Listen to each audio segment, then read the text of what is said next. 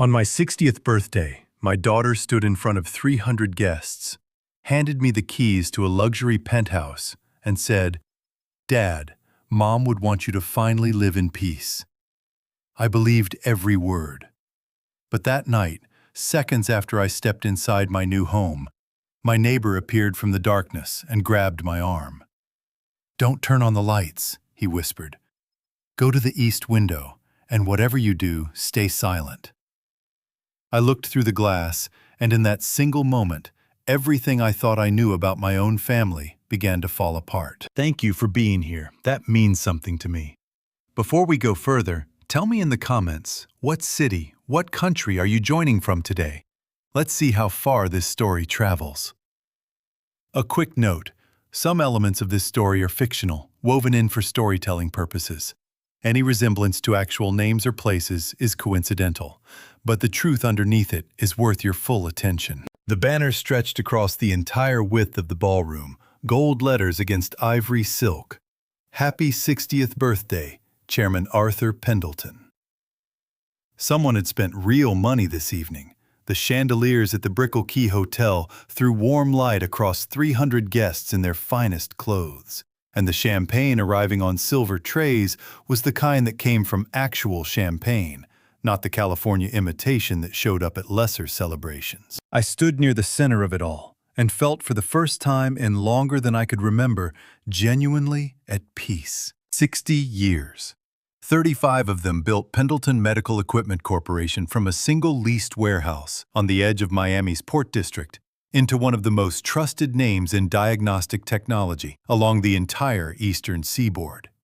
The company's Series 7 neural scanning unit was currently in use at 42 hospitals across 11 states.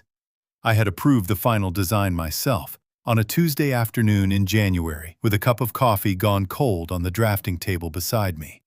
That Tuesday felt like last week. It also felt like another man's life entirely. Maggie would have loved this room. The thought arrived the way thoughts of her always did, without warning, without mercy, settling into my chest like something heavy set down on a shelf that was not built to hold it. My wife had been gone for over 2 years, and I still reached for her in moments like this one, still turned to say something to a woman who was no longer standing beside me. I pressed my thumb against the inside of my wedding band, a habit I had never managed to break, and reminded myself to breathe. "Dad?" Chloe's voice cut through the noise of the room, and I turned to find her already moving toward the stage, one hand raised to catch my attention, her face lit with an expression I had not seen since she was perhaps 9 years old, open, uncomplicated, genuinely happy. She was 34 now, and she wore that happiness the way she wore everything, beautifully and with great, deliberate care. Derek walked 2 steps behind her, as he usually did in public. My son-in-law was a precise man, precise in his dress, in his movements, in the economy of his expressions. He caught my eye across the room and gave me the particular nod he reserved for occasions that required him to perform warmth. I had always told myself it was simply his nature that some men showed affection through reliability rather than gesture. I had told myself that for 6 years. "Can I have everyone's attention?" Chloe spoke into the microphone with the ease of someone who had spent her professional life in logistics meetings and conference calls. A woman who understood how to fill a room with her voice. "I promise this won't take long, because my father has been standing in the middle of a party for 45 minutes, and I can see from here that he's ready to go home and read something." Laughter moved through the crowd. It was the good kind, warm, recognizing. These were people who knew me or knew of me, which in Miami's business community often amounted to the same thing. Chloe's voice dropped half a register, and her chin lifted the way it did when she was working to keep her composure. My father gave 35 years of his life to this company. He gave it early mornings and late nights and weekends and holidays. And if my mother were here... Her voice broke. Just slightly. Just enough. Her eyes filled, and she pressed 2 fingers against her lips for a moment before continuing. She would want him to finally stop, to breathe, To live somewhere that doesn't have a drafting table in the second bedroom. More laughter, softer this time. Derek stepped forward and placed a small wooden box in Chloe's hands. She carried it to the edge of the stage, stepped down, and crossed the floor to where I stood. The crowd parted for her, without being asked. "We bought you something," she said. Her voice was barely above a whisper now. The tears that had threatened a moment ago had spilled over, running cleanly down her cheek, and she made no move to wipe them away. "It's not much. It's yours, Dad. All of it is yours. You've earned somewhere quiet." She opened the box. Inside, resting on a fold of dark velvet, was a single key. A modern electronic key fob brushed steel with a small card beneath it. I picked up the card. The address read 1 Bayfront Plaza, Penthouse, Level Unit 42A, Miami, Florida. My throat closed without my permission. I looked at my daughter's face, the tears still there, her lower lip pressed firm, and I felt something shift in my chest, some old tightness I had carried so long I had stopped noticing its weight. Maggie would have cried at this. She would have grabbed Chloe's hand and said something sharp and funny to cover the fact that she was undone. I was not as graceful as Maggie had been. "Chloe," I said. Just her name. Nothing else would come. "Don't make it a whole thing," she said, which made me laugh despite myself. Derek stepped forward and extended his hand. His grip was firm, practiced the handshake of a man who had done it 10,000 times. But he held on a beat longer than necessary, and when I looked at him, his expression had something in it I could not immediately name. Not warmth exactly. Something else. Something that sat just behind his eyes and did not quite come forward. "Congratulations, Arthur," he said. "You've earned this." Later, on the drive to 1 Bayfront Plaza, Derek mentioned he had parked in the wrong level of the garage. "Do you mind?" he asked, already reaching for the keys. "I'll move it around. Just take a minute." My key ring. The one with the building fobs and the office master. And clipped to the side, ring the two-factor authentication token for my chairman-level system access at Pendleton Medical. A small electronic device no larger than a thumb drive that generated a new 6-digit security code every 30 seconds based on a time-synchronized seed algorithm. The kind of access credential that in the wrong hands with the right equipment could be cloned entirely. Not the codes themselves, but the underlying algorithm that produced them. I handed it to him without thinking. He was back in 4 minutes, handed the keys back with a smile. 4 minutes was long enough for a hardware cloning device to extract the token's seed key and replicate its entire code generation sequence. I did not know that then. I know it now. We rode the elevator to the 42nd floor together, the three of us, and Chloe talked about the view, about the building's history, about a restaurant on the ground floor she had already made a reservation at for Sunday brunch. The penthouse was extraordinary. Floor-to-ceiling glass on the eastern and southern walls, the lights of Biscayne Bay spread below, like something a city had assembled specifically for this moment. I stood in the center of the main room and turned slowly, taking it all in, and the tightness in my chest had entirely released by then, replaced by something lighter, something I recognized after a moment as genuine gratitude. Chloe hugged me at the door when she and Derek left. She held on for a long moment longer than usual, her face pressed against my shoulder. Her perfume was the same one Maggie had given her on her 30th birthday. It still made my eyes sting. "Good night, Dad," she said. "Sleep well." The door closed. I stood alone in the center of my extraordinary new home and listened to the silence settle. I crossed the room toward the eastern wall, reached for the light panel near the window, and felt a hand close around my wrist from behind. Firm, deliberate, certain. "Don't turn on the lights, Arthur." The voice was low, unhurried, and entirely familiar. Not tonight. And get your camera. Julian Reeves. My neighbor from the opposite corridor, a man I had known for 11 years. A man who had spent 28 of them as a senior security advisor for U.S. Customs and Border Protection at Port Miami before his retirement. Julian, who had not attended my party this evening. Julian, who had apparently been standing in my darkened penthouse, waiting. My heart slammed against my ribs so hard I felt it in my back teeth. "Julian," I said, and my voice came out steadier than I deserved. "What in the hell are you doing in my apartment?" "I'll explain everything," he said. "But first, your camera, the one with the telephoto lens. Where is it?" I had carried that camera to every job site, every product launch, every facility inspection for 30 years. A professional-grade Nikon with a telephoto lens capable of pulling distant detail into sharp, unforgiving focus. I never imagined I would use it to watch my own daughter's office at 10 o'clock at night. 3 weeks, Julian said, standing beside me in the dark. His voice was the low, controlled voice of a man trained to deliver difficult information without flinching. "I've been watching that office for 3 weeks. Unusual activity lights on past midnight. People coming and going with equipment cases. But I didn't have enough to bring to you. Not until tonight. Tonight was the first time I saw Derek carry something in with his own hands and sit down at your daughter's workstation." My chest tightened. "What kind of something?"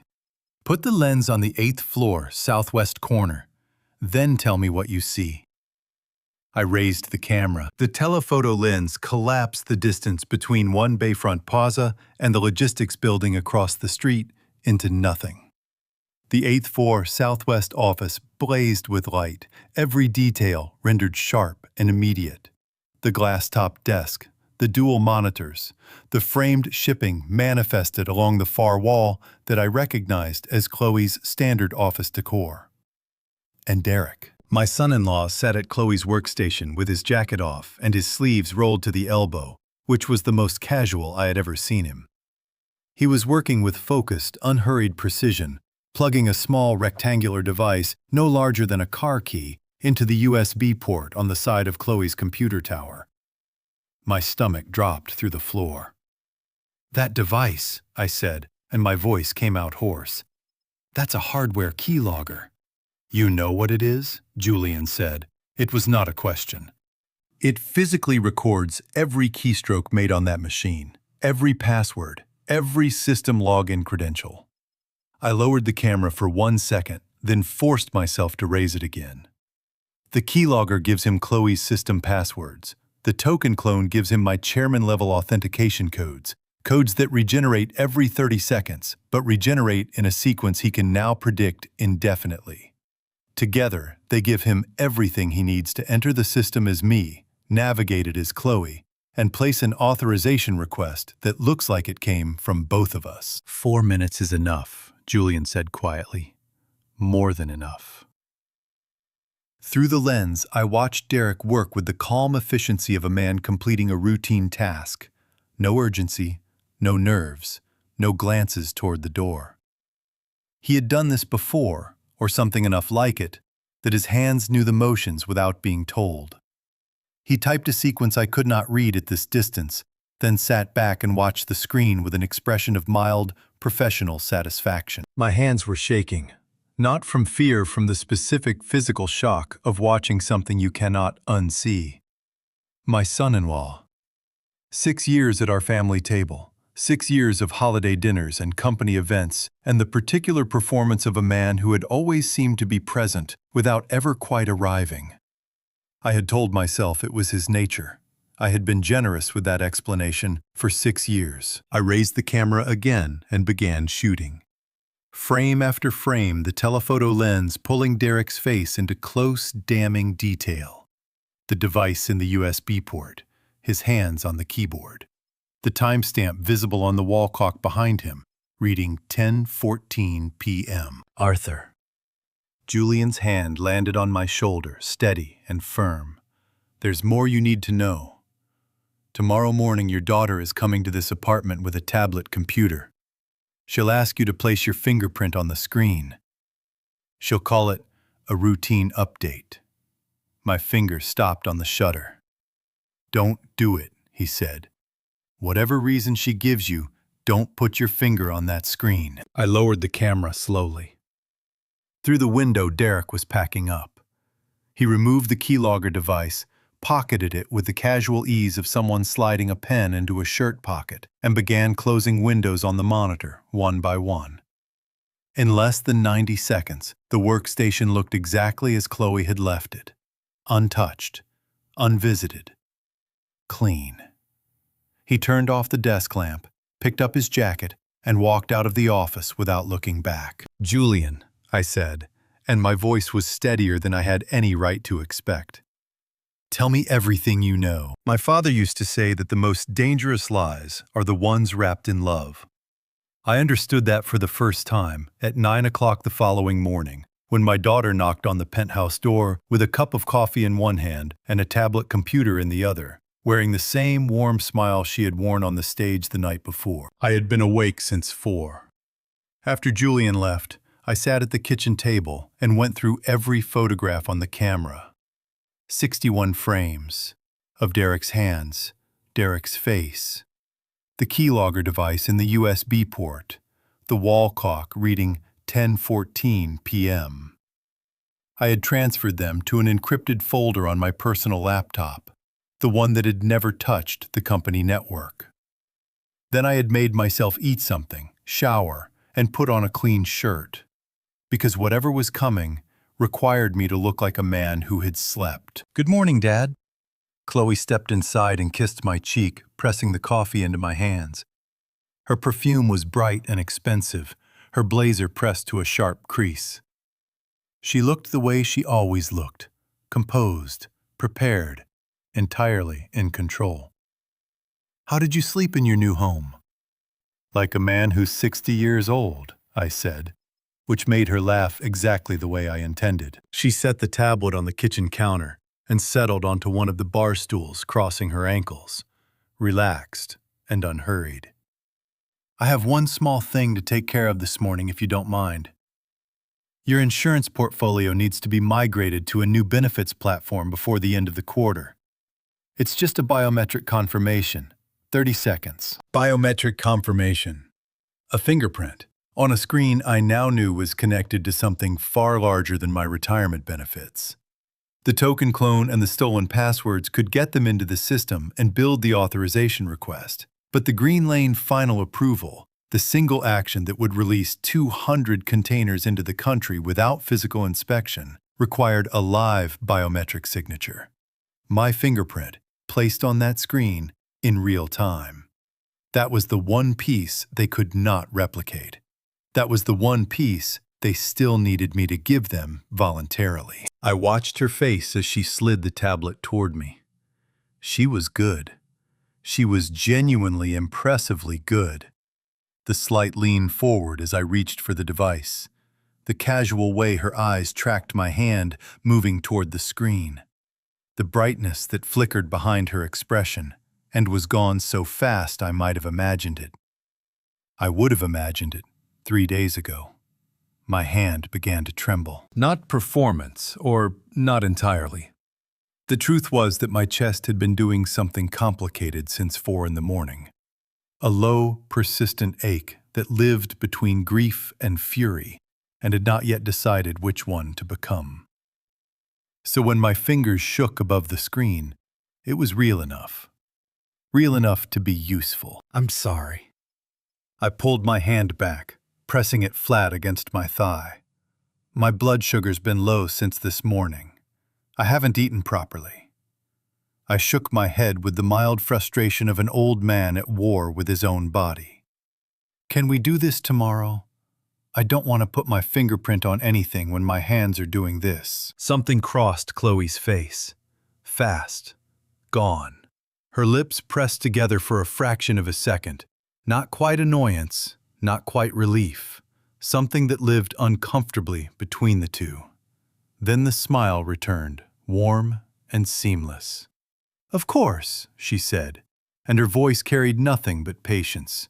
"There's no rush at all. I'll come by tomorrow morning." She squeezed my hand gently as she stood. "Eat something, Dad, please." After she left, I stood at the eastern window and watched the logistics building across the street. The 8th floor office was dark and ordinary in the morning light, giving away nothing. I went to my laptop and opened the company's internal ERP system through my chairman-level backup access portal, a secondary security gateway I had quietly maintained for exactly the kind of situation where primary access might be compromised.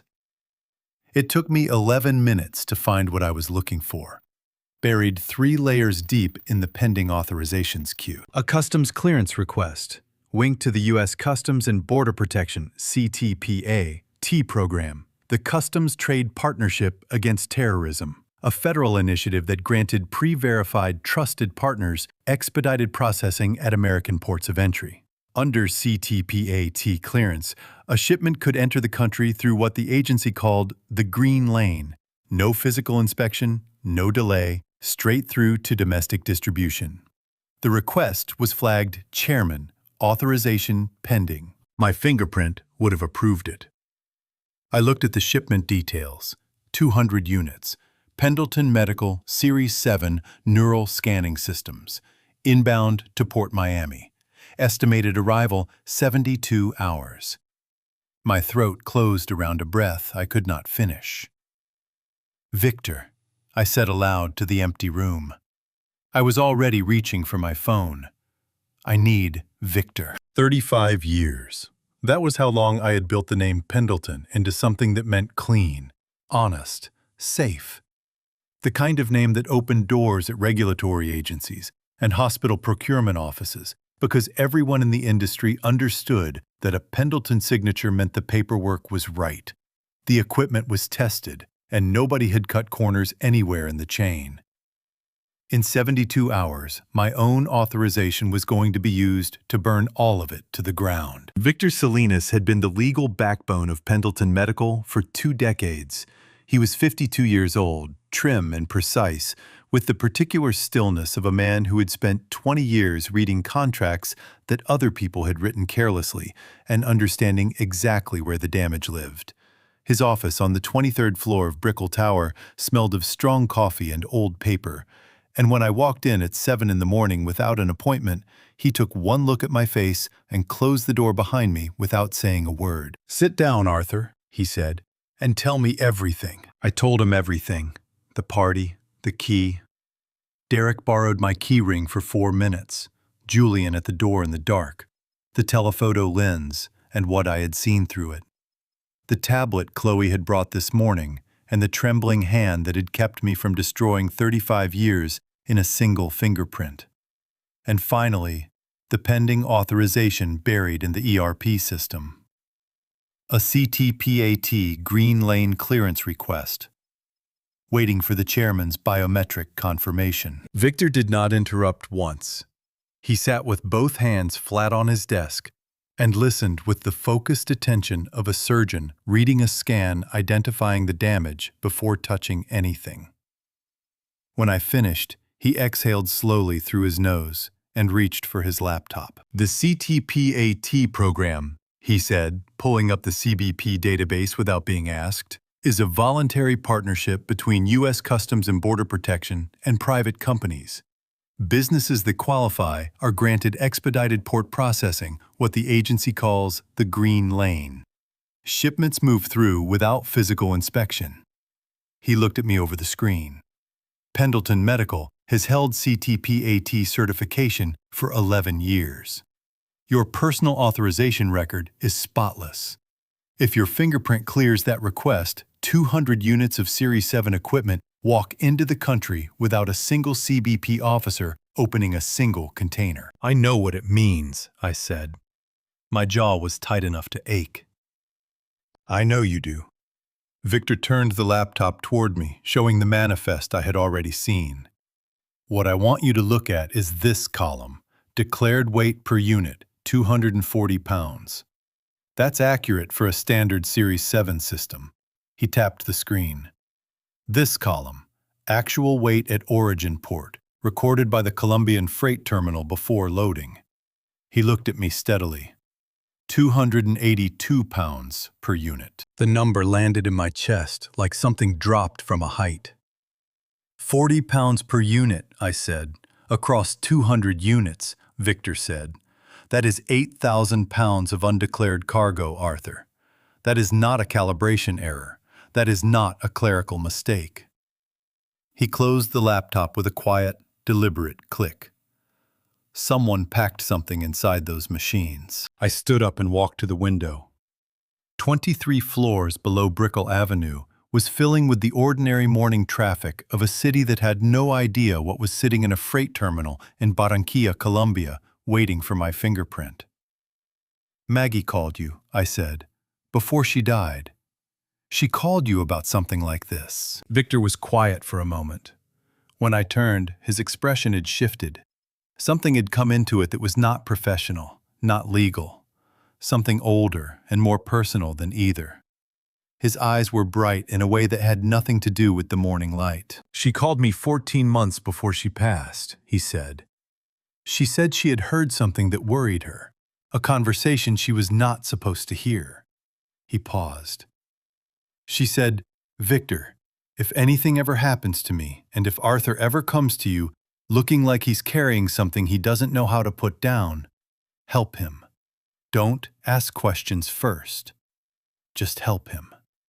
His voice had dropped to something careful and low. I told her nothing was going to happen to her. She told me to promise anyway. My throat closed completely. I pressed 2 fingers against the bridge of my nose and breathed through the burn behind my eyes, the grief that lived just below the surface of every day and required almost nothing to break through. She knew, I said. My voice came out rough, scraped thin. She knew before any of us. She was the smartest person in any room she ever walked into, Victor said simply. Including this one when she was here. I stood at the window for another moment, letting the burn behind my eyes recede. Then I turned around because Arthur Pendleton had not built 35 years of anything by standing at windows feeling sorry for himself. I need you to pull the full shipping manifest, I said. Every line item. I want to know exactly what Pendleton Medical Series 7 units are supposed to weigh. And I want a structural engineer's confirmation of what 40 additional pounds per unit could physically contain. I picked up my jacket from the back of the chair. And Victor, we need to find out what's inside those machines before they reach anyone who depends on them to stay alive. Victor was already reaching for his phone. I'll have answers by noon, he said. My own phone buzzed on the desk between us, a text from Chloe. Hope you're feeling better, Dad. No pressure on the tablet, whenever you're ready. I love you. I read it twice. Then I set the phone face down on Victor's desk and did not look at it again. I had designed the Series 7 myself. Not alone, there had been a team of 14 engineers, 2 radiologists, and a medical imaging specialist from Johns Hopkins who had consulted on the neural scanning parameters. But the core architecture, the internal housing structure, the dimensional specifications of every compartment inside that unit, those had come from my desk, my drafting table, my 30 years of understanding exactly how much space a piece of precision medical equipment required and how much it did not. Which was why when Victor laid the manifest on the table beside the Series 7 technical specification sheet at 11:45 that morning, I understood what 40 extra pounds meant before he finished his sentence. I called Ray Chester, Victor said. The engineer, your former head of product development. I know who you mean, I said. What did he say? Victor pressed his palms flat on the table, a gesture I had learned meant he was about to deliver something he wished he did not have to deliver. He said that at the declared weight, a Series 7 unit is running at 91% of its maximum internal capacity, standard configuration, no room for additions. He paused. At 282 pounds, each unit has approximately 40 pounds of material occupying space that should be empty. Ray said, and I am quoting him directly here, "That's not a loose component, Victor. That's deliberate packing. The office felt smaller than it had an hour ago. I stood up and walked to the window, pressing one hand against the glass. 23 floors below, an ambulance moved through the Brickell Avenue traffic, with its lights going, cutting a path through ordinary cars, carrying ordinary people who had no idea that 200 machines with my name on them were sitting in a Colombian freight terminal with 40 pounds of something packed into each one. Pull the DEA database, I said. The public access enforcement reports. Filter for counterfeit pharmaceutical seizures originating from Barranquilla in the last 18 months. Victor typed for 40 seconds. Then he stopped typing. Arthur. His voice had changed, tightened. There are 11 active enforcement advisories connected to Barranquilla origin shipments. 8 of them involve counterfeit oncology medications, fake chemotherapy drugs, and fraudulent cancer treatment compounds moving through legitimate commercial freight. He turned the screen toward me. The DEA has been tracking this network for 14 months. They call it Operation Clean Label. The shipments are always hidden inside legitimate medical equipment to exploit trusted importer status at U.S. ports. The ambulance below had disappeared around a corner. I thought about where it was going. I thought about the patients waiting at the other end of it.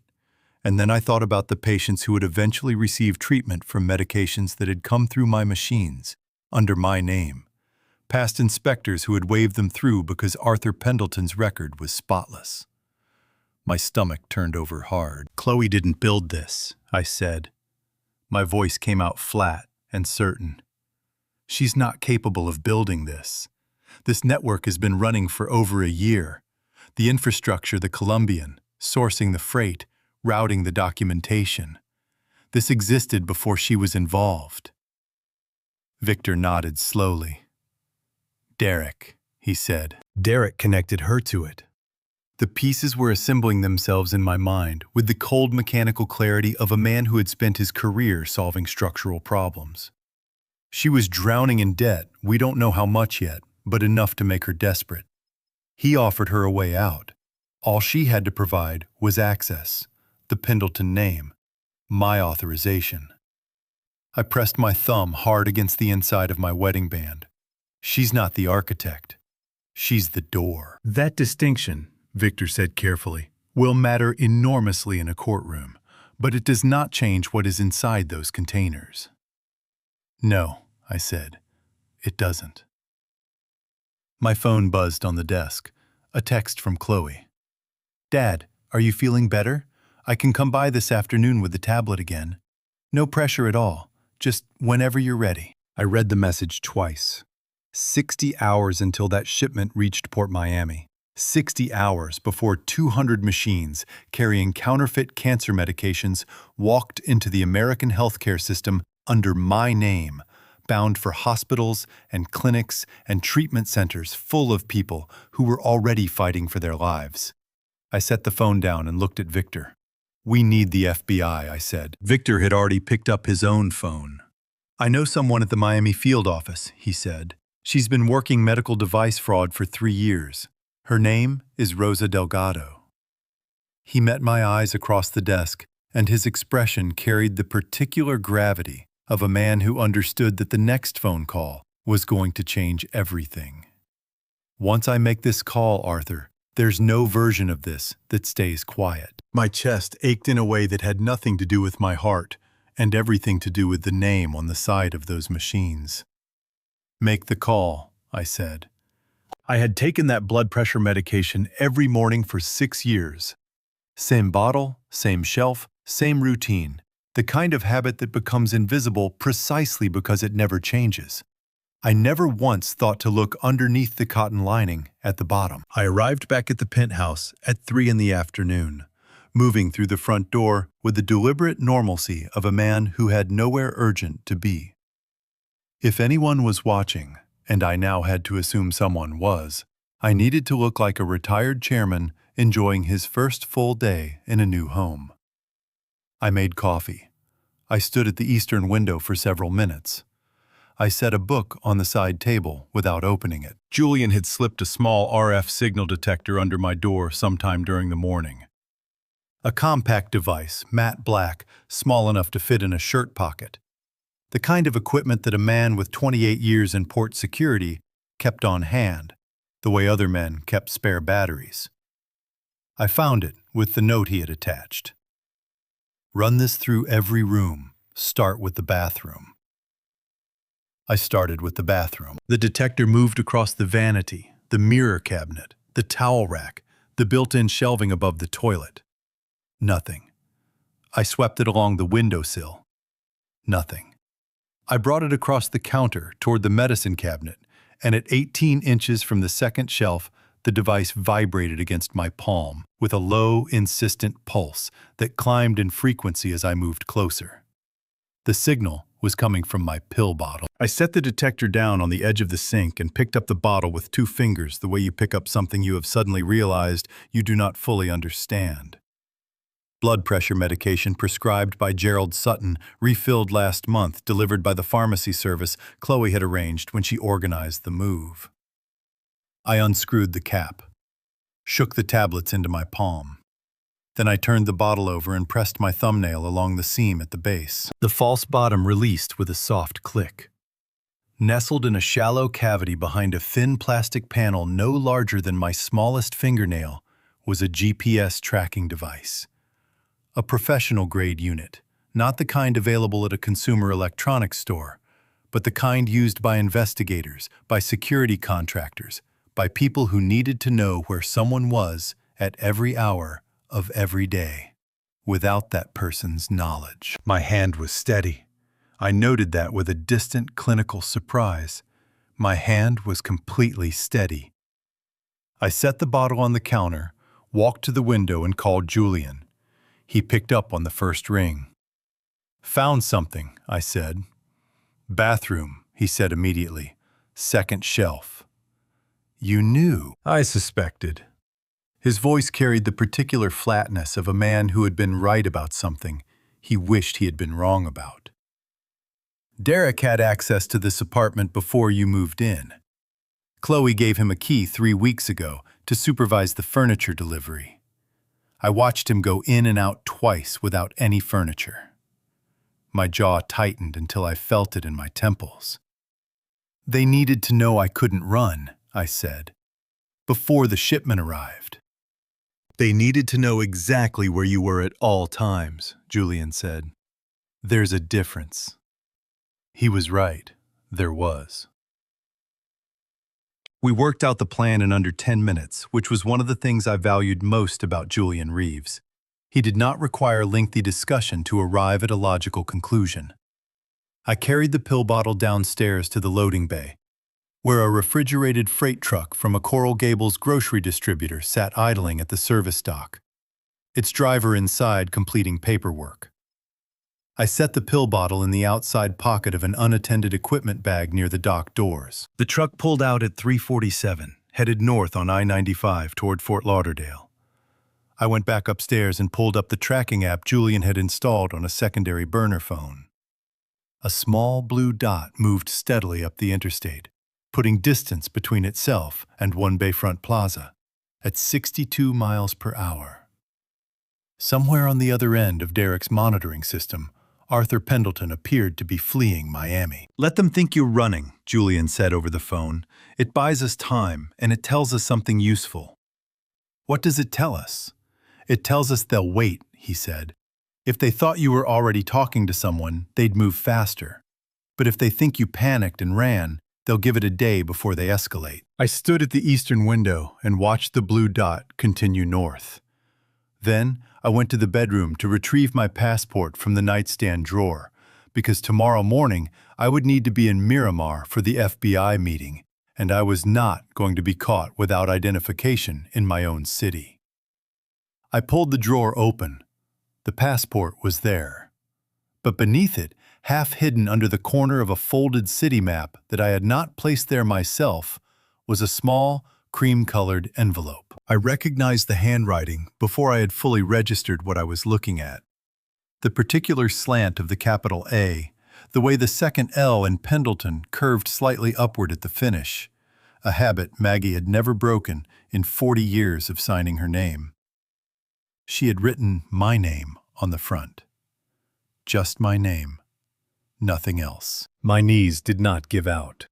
I want to be accurate about that. But I put one hand on the edge of the nightstand and held on because the room had done something unexpected, and I needed a moment before I could trust my legs to keep their agreement with the floor. "Julian," I said, and my voice came out stripped of everything I had been holding on to for the past 20 hours.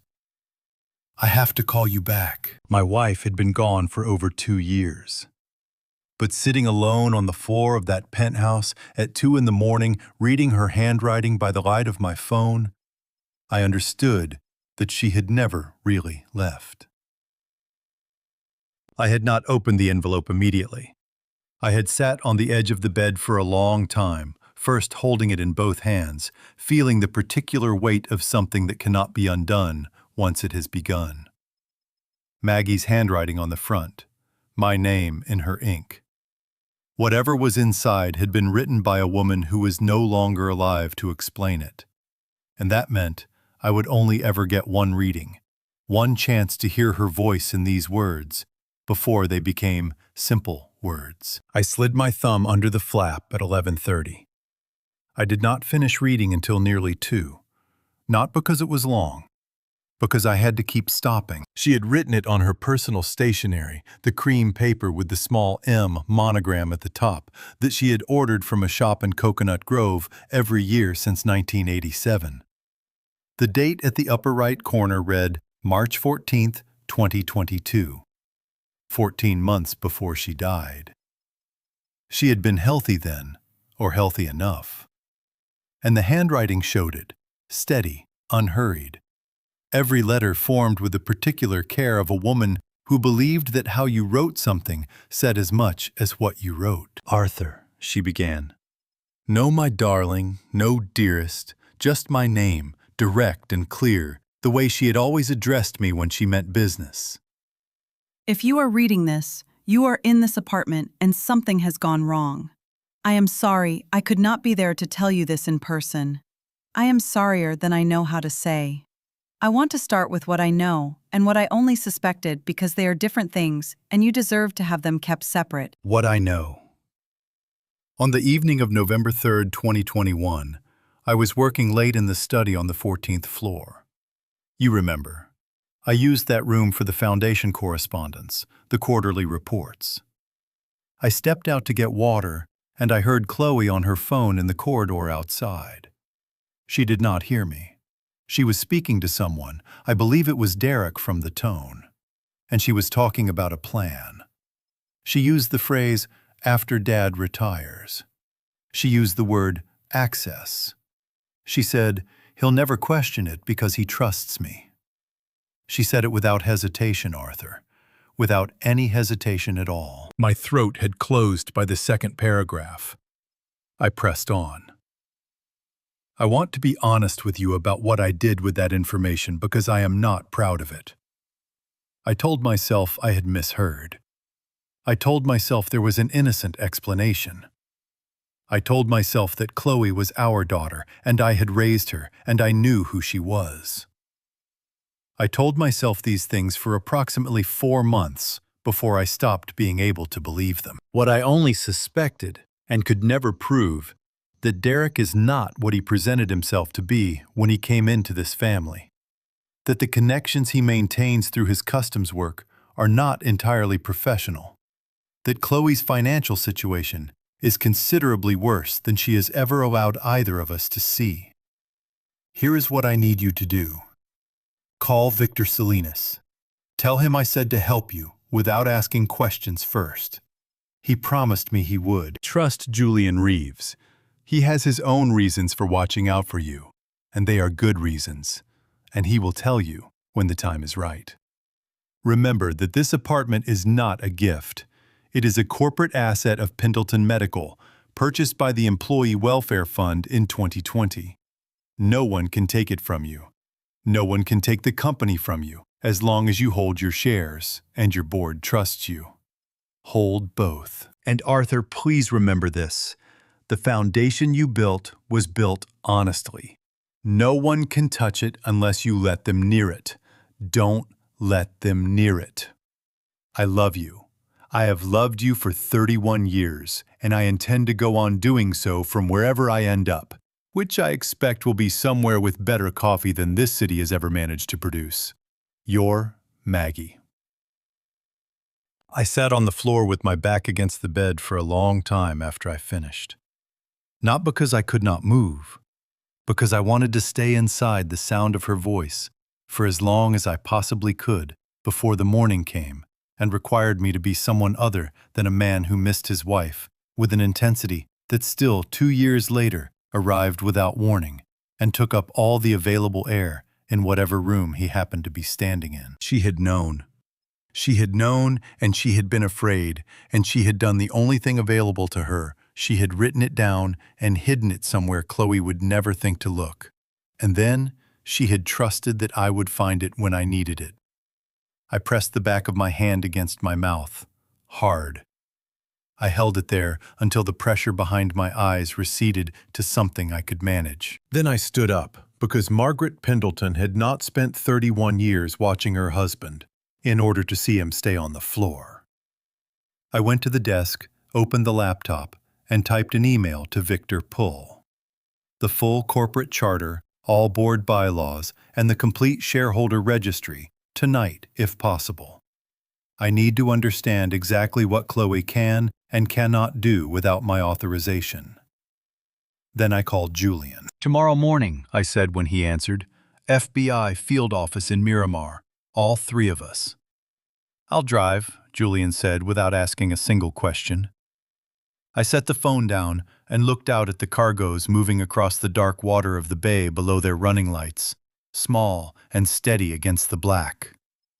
Somewhere out there, beyond the horizon, 200 machines with my name on them were making their way north. "The foundation you built was built honestly," Maggie had written. "Don't let them near it." "I won't," I said quietly to the empty room. "I promise." Before I tell you what was on that recording, and I want to warn you what the FBI played in that room, changed everything I thought I understood about the people closest to me. Drop a 8 in the comments right now. Let me know you're still here with me, because what comes next is something I never saw coming. A note. Some elements of this story have been shaped for narrative purposes. Names, locations, and certain details are fictional. If that's not the kind of content you're here for, this is a good moment to step away. No judgment. I had never walked into a federal building as anything other than a taxpayer. That Monday morning, I walked in as a witness and discovered I was also the last piece of a puzzle that 11 months of federal investigation had been unable to complete without me. The FBI Miami field office sat on Southwest 145th Avenue in Miramar, 20 miles north of Brickell, a low institutional building behind a security perimeter that announced its purpose without advertising it. Julian drove. Victor sat in the passenger seat, reviewing documents on his tablet. I sat in the back and watched Miami sprawl thin out into the flat suburban geometry of Broward County, and thought about Maggie's letter, which I had folded and placed in my breast pocket that morning, pressed flat against my chest where I could feel it when I breathed. Agent Rosa Delgado met us in the lobby. She was 44 years old, compact and precise, with the kind of stillness that comes not from calm but from discipline. A woman who had trained herself to move through high-pressure environments without transmitting the pressure outward. Her dark hair was pulled back. Her jacket was the color of charcoal, and she shook my hand with the brief, firm grip of someone who had already decided this meeting would be productive. "Mr. Pendleton," she said, "Victor told me you've had an eventful few days." "That's one word for it," I said. She led us to a conference room on the 2nd floor. Rectangular table, 4 chairs, a wall-mounted screen, a camera mounted in the upper corner that I suspected was recording whether she mentioned it or not. She did not mention it. She poured water from a pitcher on the side table, set a legal pad in front of herself, and looked at me with the focused attention of someone who had learned to separate what mattered from what merely seemed to. "Tell me what you have," she said. "In order. Don't editorialize." I told her in order. The party, the key, the token. Derek at the computer across the street, the tablet Chloe had brought. The pending Green Lane authorization is buried in the ERP system. The manifest weight discrepancy. The DEA Operation Clean Label connection. The 40 pounds per unit across 200 containers. I told her about the GPS chip in the pill bottle and the freight truck currently moving it north on I-95. I told her about Victor's meeting and Maggie's letter, and the phone call Julian had been waiting 15 years to justify making. Delgado wrote throughout without looking up. When I finished, she set her pen down and turned to Julian. 28 years at CBP, she said. It was not a question. Port security and intelligence, Julian said. I know every inspection protocol at Port Miami. I know what Green Lane clearance actually means on the ground. And I know what 200 units of undeclared pharmaceutical cargo looks like when it walks out the other side of it. Something shifted in Delgado's expression. Not warmth exactly, but the particular recalibration of a professional who has just received a confirmation she had been hoping for. She opened a folder on the table and slid a single page toward me. Operation Clean Label, she said. We opened the investigation 11 months ago after a tip from a hospital pharmacist in Jacksonville who noticed inconsistencies in a shipment of oncology medications. We traced the supply chain back through 3 shell companies to a freight network operating out of Barranquilla. She tapped the page. We have the network, we have the Colombian end. What we have not been able to identify is the American import mechanism, the specific trusted importer credential being used to move the product through Green Lane without triggering inspection. She looked at me steadily. Until this morning, she said. My chest tightened. You needed someone on the inside, I said. We needed the door, Delgado said. You just told me who built it and who has the key. She reached into the folder and produced a second document, a printed transcript, several pages. The header marked Intercepted Communication with a case number and a date 3 weeks prior. She slid it across the table without a preamble. This was taken from a monitored device connected to Derek Marsh's secondary phone, she said. We've had a wire on that line for 6 weeks. We were waiting for something specific, and last Tuesday, we got it. I picked up the transcript, scanned the first page. The language was clipped, transactional, the conversation of 2 people who had conducted enough of these exchanges to have developed a shorthand. Derek's voice was labeled DM. The other party was listed as unknown male, which told me Delgado knew who it was and was choosing not to say so yet. Then I reached the bottom of page 2. DM. The doctor's situation is handled. Sutton signed the assessment this morning. It's dated the 10th. Backdated, per agreement.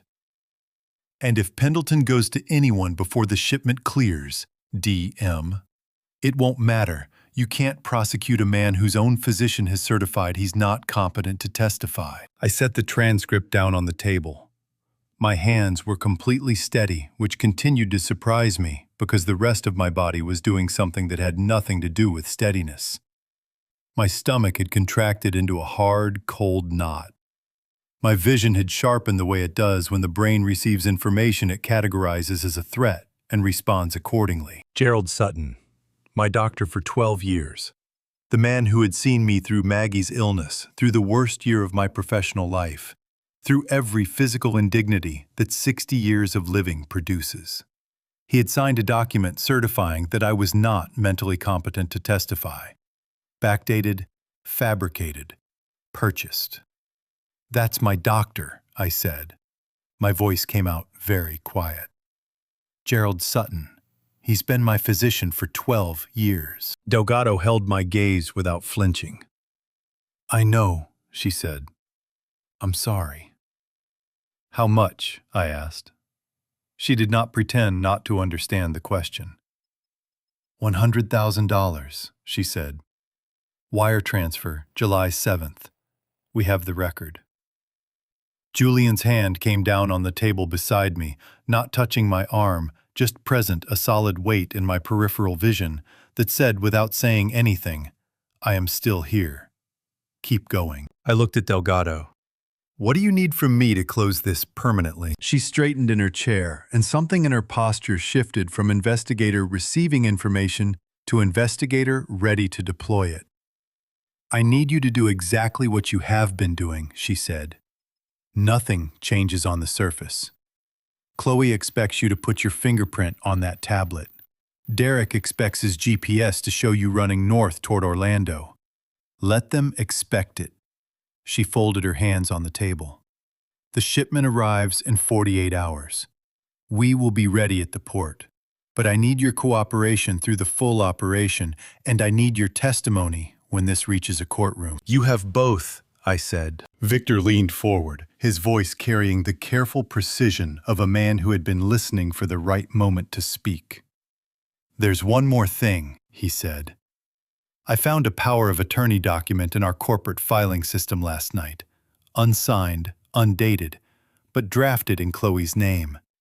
It grants her full authority over Arthur's personal and business assets in the event he is determined to be mentally incapacitated. He set a printed copy on the table between us. Given what we just read in that transcript, I believe we now understand what it was intended for. The room absorbed that for a moment. Outside the window, a CBP patrol vehicle moved through the parking lot below, unhurried and routine. A piece of the same federal apparatus that was about to become very relevant to the next 48 hours of my life.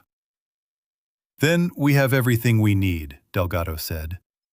She looked at each of us in turn. Gentlemen, let's talk about what happens next. In business, I had always built contingency plans. Reserve capital for downturns, backup suppliers for critical components, emergency protocols for product recalls. I had spent 35 years anticipating failure in every direction and preparing for it methodically, because the companies that survived were not the ones that never faced crisis.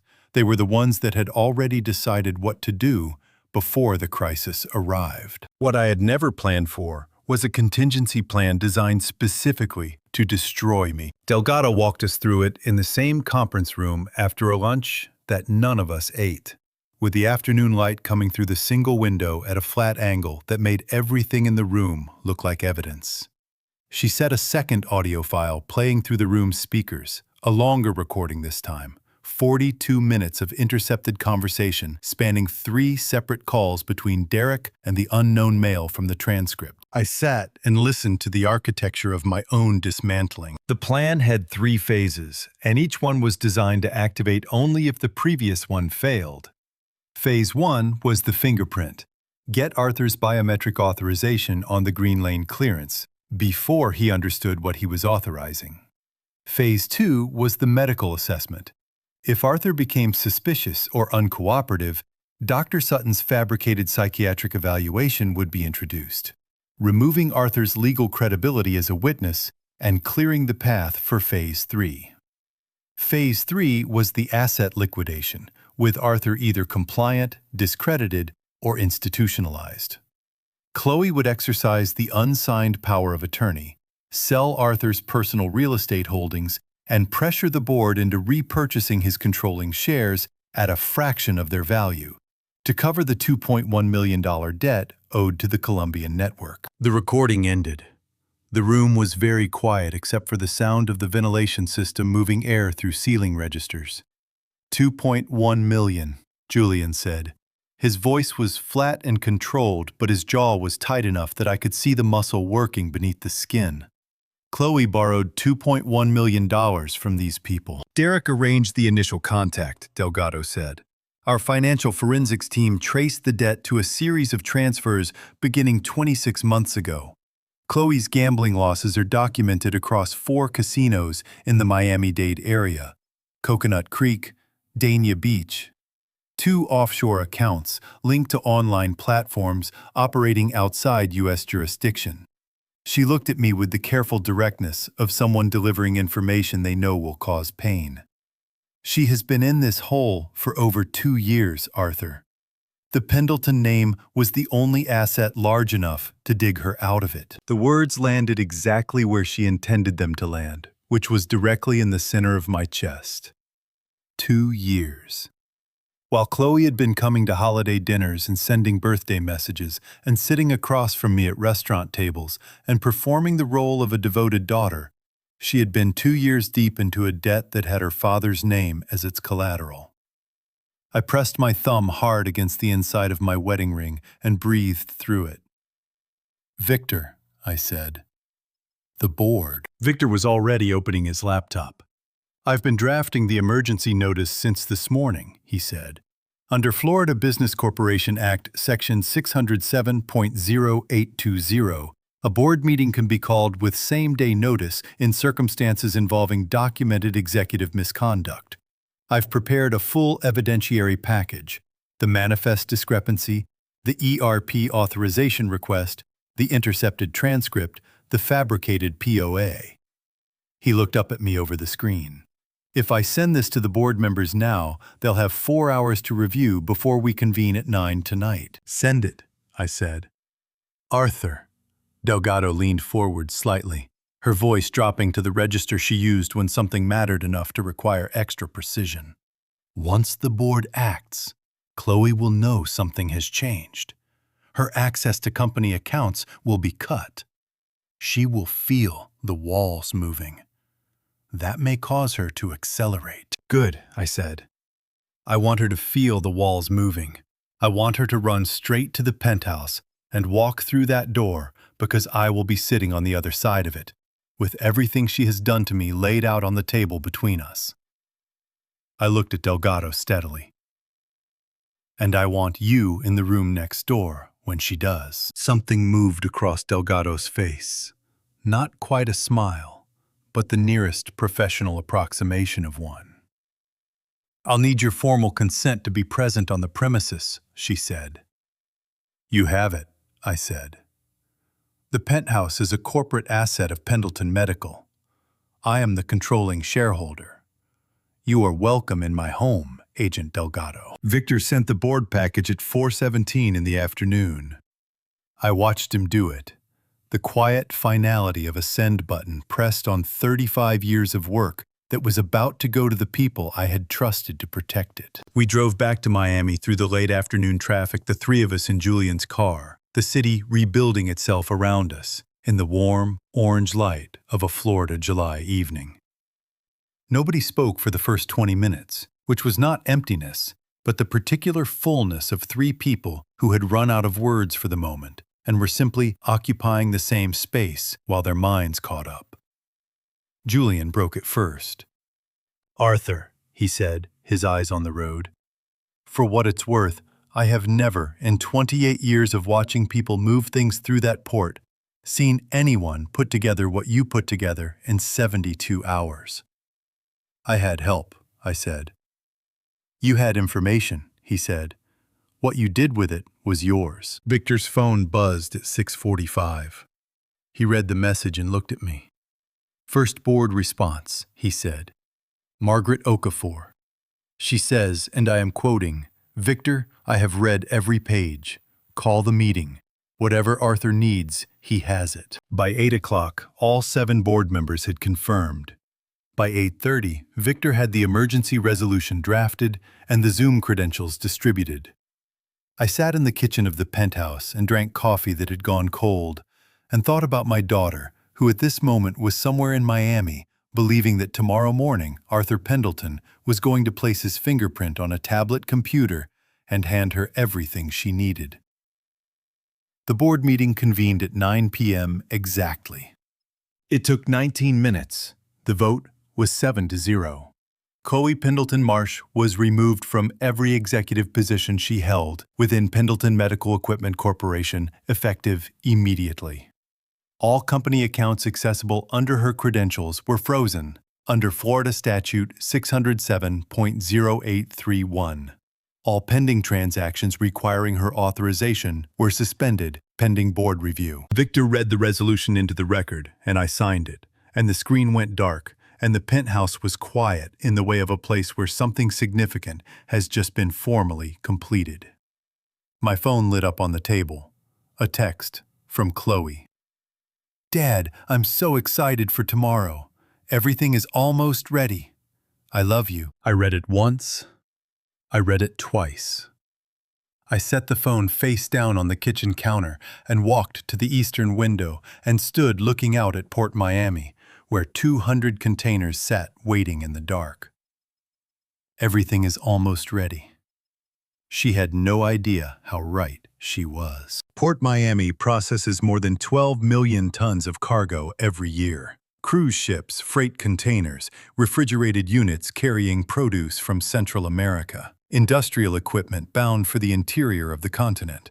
On the morning of July 15th, none of it mattered to me except for 200 containers sitting at berth 10, waiting for an authorization that was never going to arrive the way Derek Marsh expected it to.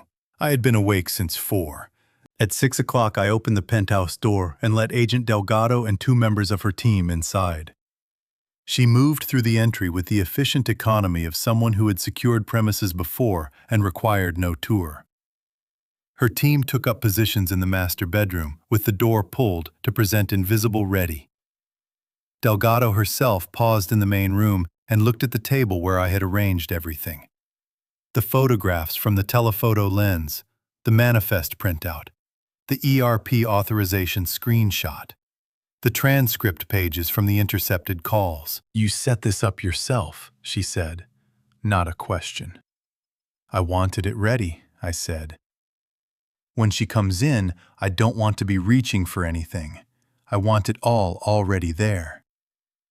Delgado studied the arrangement for a moment, with the appraising eye of someone who had prepared many rooms for many confrontations.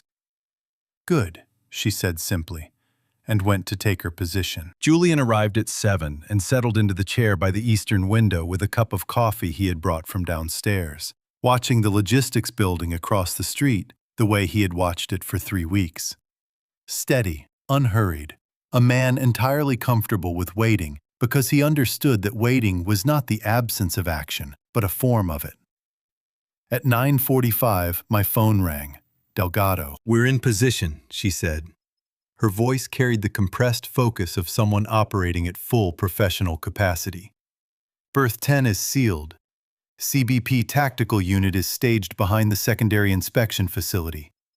The moment that container seal is broken, we have full authority to seize and detain." "Derek is there?" I asked. "He arrived at 9:15, she said. "He's in the Port Authority office with Chloe's logistics coordinator, watching the manifest tracking screen. He looks comfortable. He thinks your GPS is somewhere outside Gainesville right now." "He thinks I ran?" I said. "He thinks you panicked and ran," Delgado said, "which tells us something useful about how he reads people." A brief pause. "Arthur, whatever happens in the next 30 minutes, I need you to stay in that apartment. Can you do that?" "Yes," I said. "I can do that." I set the phone on the table and stood at the eastern window beside Julian. The port was visible from here, not berth 10 specifically, but the cranes and the stacked containers, and the slow, enormous choreography of a working seaport going about its business on a Tuesday morning in July. Somewhere in that machinery, a sting operation that had been 11 months in the making was about to close. Julian set his coffee cup down carefully on the windowsill. "You should eat something," he said. "I'm not hungry." "I know," he said. "Eat something anyway." I went to the kitchen and stood over the counter and ate half a piece of toast without tasting it, because Julian Reeves had 28 years of experience telling him when a person needed to do something ordinary to keep their hands from shaking, and I trusted his judgment on that more than I trusted my own. At 10:03, my phone rang again. "It's done." Delgado's voice was flat and certain, the voice of a woman reporting a fact rather than celebrating a result. The container was opened at 1000 hours. CBP Tactical found the concealed pharmaceutical cargo in the first 6 units, enough to confirm the full manifest. Derek Marsh is in custody. He is being transported to the federal detention facility on Northwest 2nd Avenue. A brief pause. He did not resist. When the agents came through the door, he looked at the screen, looked at the agents, and said, I am quoting him exactly, I want a lawyer. Smart man, Julian said when I relayed it to him. Dumbest thing he ever did, but at least he's smart about what comes after. Chloe, I asked Delgado. She left the Port Authority building at 10:01, Delgado said, on foot moving fast toward the parking structure. We let her go. A pause just long enough to be deliberate. She'll go to the Penthouse, Arthur. She has nowhere else to go where she thinks she still has any leverage. I looked at the table, the photographs, the manifest, the transcript, everything arranged in the order it would need to be seen. We're ready, I said. I ended the call and set the phone down on the table next to the evidence, and looked at it for a long moment, this careful assembly of proof that had taken 4 days and 35 years to accumulate, depending on how you measured it. Julian stood up from the window chair and straightened his jacket. "How are you doing?" he asked. And the question was entirely genuine, the way questions are when they come from someone who already knows the answer, and is asking anyway, because they believe you deserve to be asked. My chest hurt in the specific way it had been hurting since Saturday night, the way that had nothing to do with my heart, and everything to do with the daughter I had raised, and the woman she had decided to become when the pressure got heavy enough. I thought about Maggie's letter in my breast pocket.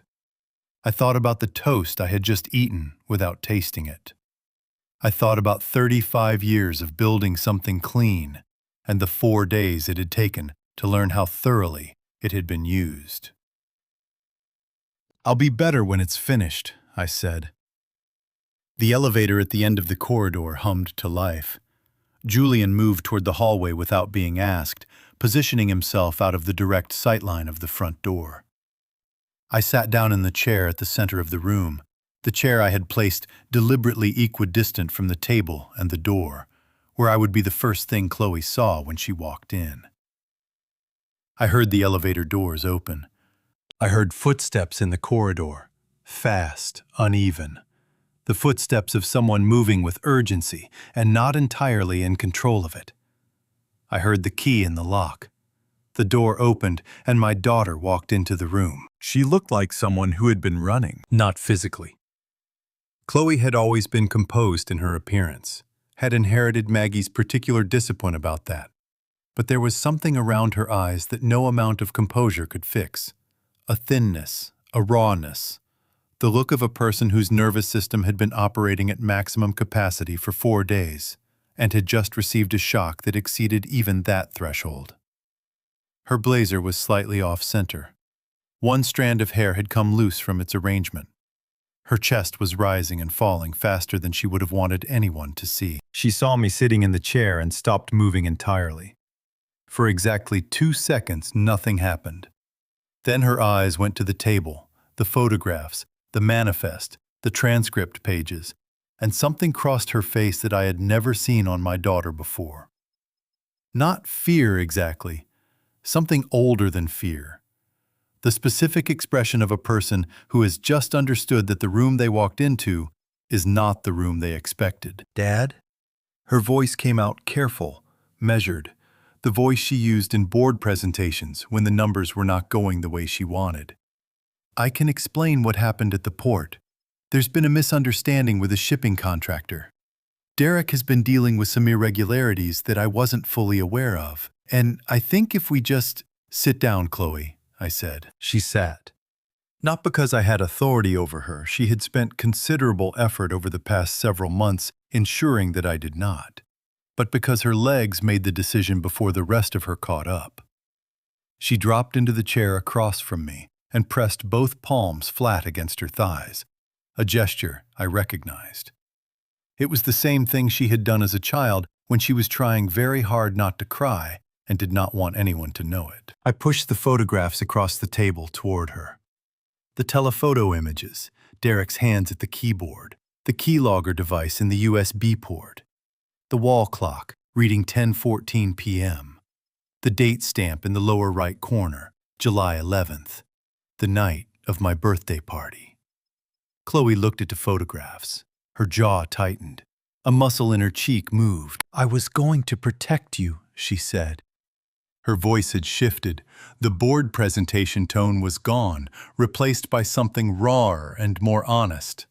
And somehow, that was worse. That was always the plan.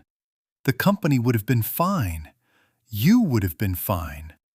You were retired, Dad. You were out. It wasn't going to touch you. It had my name on it, I said.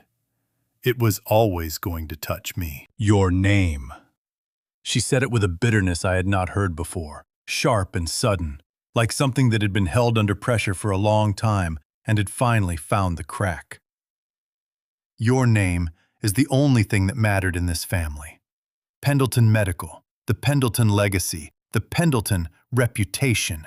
Her voice cracked on the last word, and she pressed her lips together hard, fighting it. Do you know what it was like growing up as a Pendleton? Do you have any idea what that name felt like from the outside of it? My chest tightened in a way that had nothing to do with anger. Because beneath the accusation, beneath the bitterness and the desperation, there was something true in what she was saying.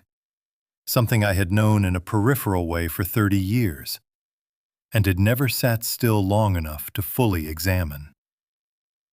Tell me, I said quietly. She laughed, a short, broken sound, nothing like her real laugh. It felt like a standard I couldn't reach.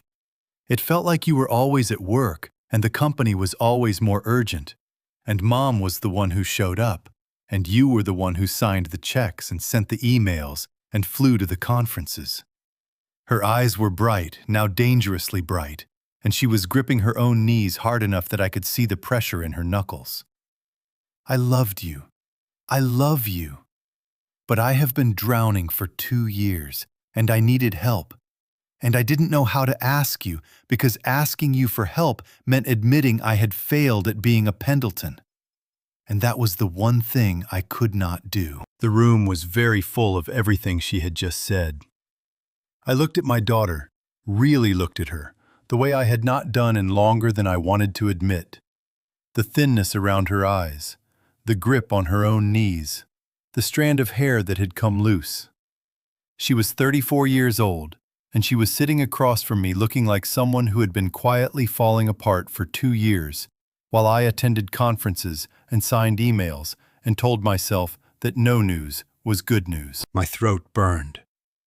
I pressed my thumb against my wedding ring and thought about Maggie, who had known, who had tried to warn me, who had seen what I had been too busy to see. I know, I said, and I meant it. Not as absolution, not as permission for what she had done, just as the plain, overdue acknowledgement of a father who had been paying attention to the wrong things for too many years. I know, Chloe, and I am sorry for my part in it. Something broke open in her face. Not relief, it was too late for relief, but something that looked like the particular pain of hearing a thing you needed to hear arriving 20 years after it would have made a difference. Then help me, she said. Her voice dropped to almost nothing, raw and desperate. Dad, please, you can fix this. You can tell them it was a misunderstanding, that Derek acted without your knowledge. You can... I can't, I said. And I won't. She stared at me. The rawness in her face hardened slowly, like something cooling and setting. And the woman I had just been talking to, the frightened, honest version of my daughter, receded behind something colder and more desperate. You're 60 years old, she said. Each word came out flat and deliberate. A few years won't kill you, but my debt will kill me. Derek's people do not wait, Dad. They do not negotiate. If I don't deliver what I promised them, they will come to wherever I am and they will collect it another way. She leaned forward and her eyes were dry now, past the point where crying was available as an option. So yes, I need you to take the fall. I need you to walk into that Port Authority office and tell them you authorized everything. Because that is what fathers do when their children are in danger. They take the hit. The words landed in the room and stayed there.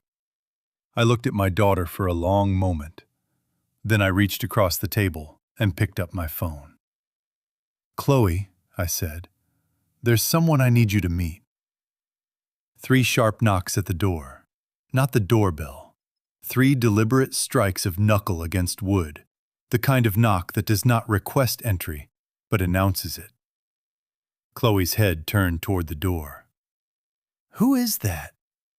"That," I said, standing slowly, "would be Dr. Sutton." Her face went the color of the cream wallpaper behind her. "Before I take you into that penthouse for the last confrontation, the moment where every mask came off and every card hit the table, drop a ready in the comments. I want to know you're still here, because this next part is the one I've been carrying the longest." A quick note, this story contains fictional elements crafted for narrative and educational purposes. Any resemblance to actual people or places is coincidental, but the lesson at the center of it is something worth staying for. If it's not for you, no judgment. Step away whenever you need to. Gerald Sutton had been my doctor for 12 years. He had seen me through a kidney stone that had put me on the floor of my office bathroom at 11 o'clock on a Wednesday morning. He had managed the blood pressure issues that arrived the year after Maggie's diagnosis, when stress had done to my cardiovascular system what grief had not yet finished doing to everything else. He had sat across from me in his office on Price Street and listened to things I had never told anyone else, because that is what you do with the person responsible for keeping you alive.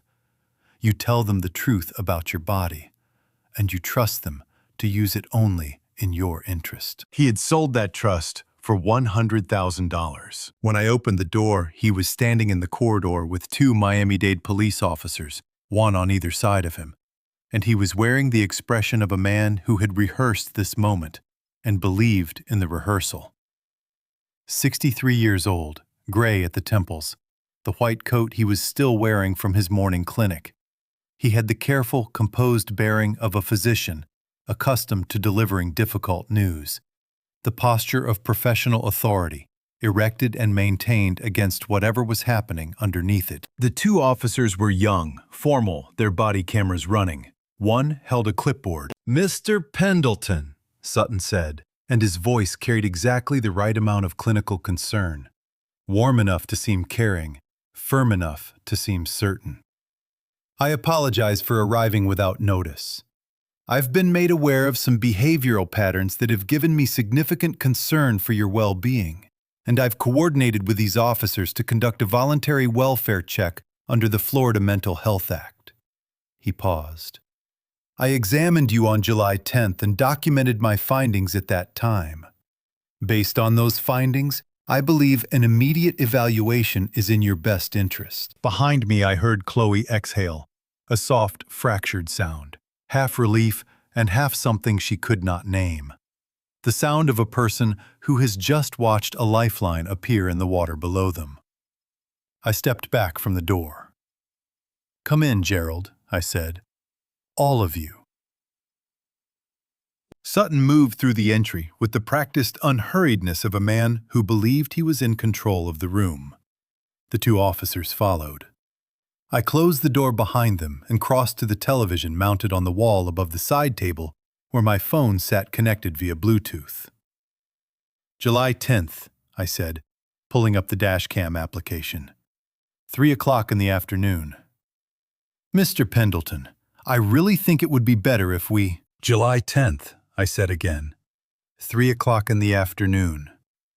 The television screen filled with video. My car's camera system, a cloud-connected dashcam with dual lenses, internal and external, that I had installed 3 years ago after a fender bender on Brickell Avenue that turned into a 6-month insurance dispute. Recorded continuously and uploaded to a secured server every 15 minutes. The footage on the screen showed the interior of my car, my face visible in the upper right corner of the frame.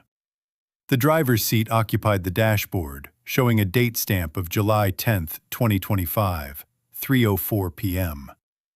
5 days ago, Gerald. The very Thursday afternoon you claim I was sitting in your examination chair, losing my mind. Behind my left shoulder, through the car window, was a construction site in Coral Gables. the renovation project I had been consulting on as a retirement advisory engagement. 42 miles from Gerald Sutton's office on Price Street. On the screen, I was talking to someone outside the car window. A man in a yellow hard hat was leaning in through the passenger side, pointing at a set of architectural drawings spread across the seat. And I was nodding and making notes on a yellow legal pad. The timestamp read 3:04 p.m. to 3:47 p.m., without interruption. I picked up the remote and paused the footage. "You examined me at 3 o'clock in the afternoon on July 10th, I said. "Gerald, I was 42 miles from your office at 3 o'clock in the afternoon on July 10th. The GPS data embedded in this footage confirms the location. The date and time are server stamped and cannot be altered retroactively." I looked at him steadily. "I was never in your office on July 10th. I have never taken a psychiatric evaluation in my life. That document has my name on it and your signature under it, and neither one of us was there when it was supposedly signed." Sutton's composure did not shatter. That was the thing I noted with a distant clinical precision of my own. It did not shatter. It dissolved, slowly. The way a structure fails, not from a single impact, but from the gradual loss of integrity across many small points simultaneously. The set of his shoulders changed. The certainty drained from around his eyes. He opened his mouth, and what came out was not the rehearsed response of a confident professional, but the reflexive sound of a man whose plan has just made contact with reality. "The footage could be," he started. "The footage is server authenticated," I said. "I have the authentication certificate from the cloud provider. It was generated automatically when the footage was uploaded. No one touched it. No one altered it." I set the remote down. "Gerald, I also have the wire transfer record. $100,000 from an account connected to Derek Marsh to your personal account on July 7th. 3 days before the examination you claim you conducted." One of the officers turned to look at Sutton. The other one reached for his radio. Chloe made a sound from the chair across the room, a small, involuntary sound, high in her throat. The sound of someone watching the last available option close in front of them. Her hands were gripping the armrests of the chair so hard that her knuckles had gone white, and her fingers were trembling with the effort of holding on. "Dr. Sutton," the officer with the clipboard said, his voice shifting from routine to official. "I'm going to need you to remain on the premises." He looked at his partner, and something passed between them. The particular look of two officers who have just understood that the situation they walked into is considerably larger than the one they were called for. Sutton looked at the television screen, still paused on July 10th, 3:04 p.m., my face visible in the corner of the frame. 42 miles from his office. He looked at the wire transfer printout on the table. His white coat suddenly seemed to fit him differently, not the authority it had represented when he walked through the door, but something that belonged to a version of himself that no longer existed in this room. "I want to speak with my attorney," he said. His voice had lost its clinical warmth entirely. What remained was something much smaller. The bedroom door opened. Agent Rosa Delgado stepped into the room, badge already in her hand. A second document in the other. Not the arrest warrant for Chloe, but a federal material witness detention order bearing Gerald Sutton's full name, signed that morning by Judge Patricia Andrews of the Southern District of Florida. "Dr. Sutton," Delgado said. Her voice carried the flat, certain authority of someone who had been waiting in the next room for exactly this moment. "I am Special Agent Rosa Delgado, FBI, Miami Field Office. You are being detained as a material witness and suspect in a federal investigation under 18 U.S.C. 1347 healthcare fraud and 18 U.S.C. 201 bribery of a witness in a federal proceeding." She looked at the two Miami-Dade officers. "Gentlemen, thank you for your assistance. This matter falls under federal jurisdiction. We'll take it from here." The two officers stepped back immediately, not reluctantly, but with the particular relief of men who had just been handed a clear line of authority in a situation that had outgrown their original assignment. Sutton did not resist. The certainty that had carried him through the door was gone, entirely dissolved, in the same slow, irreversible way that structures fail when their foundation has been removed. I turned to look at Chloe. She was staring at Sutton with an expression I had never seen on her face.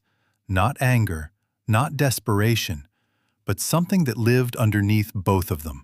Something raw and ashamed and very young. Her eyes were filling. One tear broke loose and ran down her cheek, and she did not move to wipe it away. "Chloe," I said quietly. Her eyes moved to mine.